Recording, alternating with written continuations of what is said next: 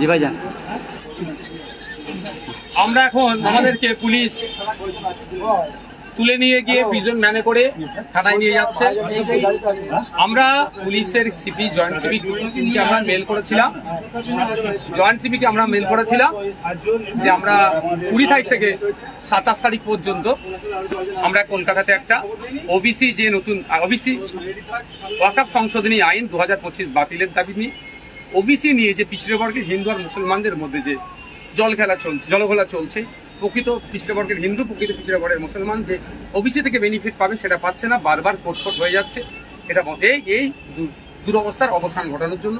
আর fake ST/SC সার্টিফিকেটের রমরমা সারা পশ্চিমবাংলায় 1 কোটি আদিবাসী নাই, কিন্তু 1.5 কোটি ফেক সার্টিফিকেট হয়ে গেছে। মানে কত fake ST/SC certificate, Rahman title, Das title, Banerjee title, ST কোটায় চাকরি করছে।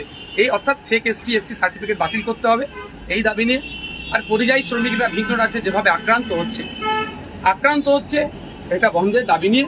এবং পরিশেষে যেটা গুরুত্বপূর্ণ বিষয়, আজকে নাগরিকরা SIR নিয়ে আতঙ্কিত। বিহারে আমরা দেখলাম জ্যান্ত মানুষকে, জীবিত মানুষকে মৃত দেখিয়ে ভোটার লিস্ট থেকে নাম কেটে দিচ্ছে।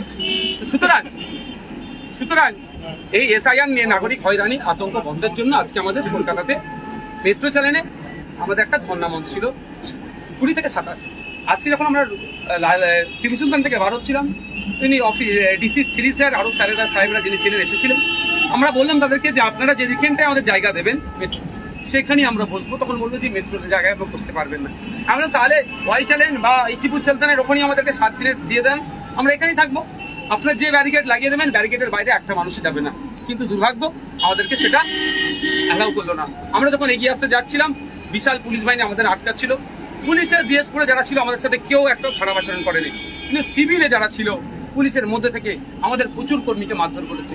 আমাকে হলুদ শার্ট পরে, সম্ভবত হলুদ টি শার্ট পরেছিল, হাতে কি ছিল জানি না, এখানে একটা ঘুষি মেরেছে প্রচন্ড জোরে ঘুষি মেরেছে, প্রচন্ড জোরে ঘুষি মেরেছে। আমি এখনো ব্যথা পেয়েছি। তো আমাদেরকে এখন নিয়ে এসছে। বাংলার মানুষকে বলবো, আন্দোলনটা বিজেপির বিরুদ্ধে, আন্দোলনটা শুভেন্দু অধিকারীদের বিরুদ্ধে। তারপরেও কেন আমাদেরকে রাজ্যের মুখ্যমন্ত্রী আন্দোলন করতে দিচ্ছে না? উনি হুমকি দিচ্ছেন পশ্চিমবাংলায় যে ওয়াকফ নিয়ে আন্দোলন করবে তাকে ডেকে দেবে। আমরাও কথা দিচ্ছি আমাদেরকে যে গ্রেফতার করেছে যখনই ছাড়বো, আমরা যে ওই মঞ্চে আবার ধর্ণা মঞ্চে বসবো।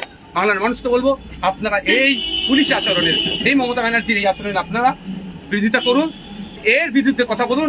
একদিকে যেমন ওয়াকফকে বাঁচাতে হবে, ও অপরদিকে SIR নিয়ে যে আতঙ্কিত তৈরি হচ্ছে এটাকে ঘুচাতে হবে। আপনারা ঐক্যবদ্ধ হন। এই ফ্যাসিস্ট সরকার, দুর্নীতিগ্রস্ত সরকারের বিরুদ্ধে, স্বৈরাচারী সরকারের বিরুদ্ধে আমাদের আন্দোলন জারি থাকবে। জানি না আমার এখন যা লেগেছে, হয়তো আমাকে হসপিটালাইজও হতে পারে, প্রচন্ড লেগেছে আমাকে। তারপরে বলবো, যারা বাইরে আছেন কেউ আইন হাতে তুলে নেবেন না, শান্তিপূর্ণভাবে আপনারা থাকবেন, মাথা ঠান্ডা করে থাকবেন। এই লড়াই একদিনের লড়াই নয়, এই লড়াই দীর্ঘ লড়াই হবে।